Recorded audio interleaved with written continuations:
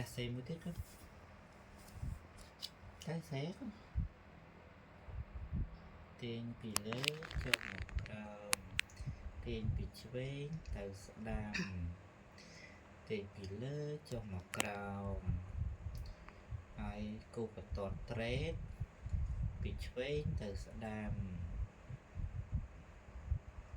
yeah chắc chưa xe hai nét Hào ya. yeah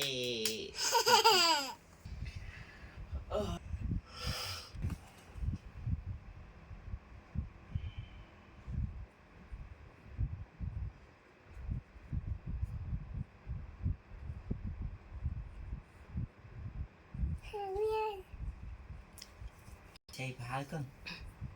nở mũi tiết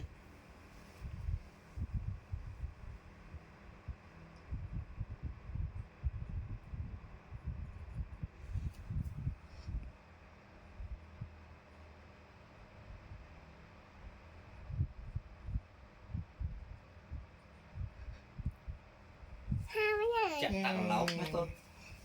ăn sợi chứ ăn sợi ăn nước ăn cò tiết sợi tiết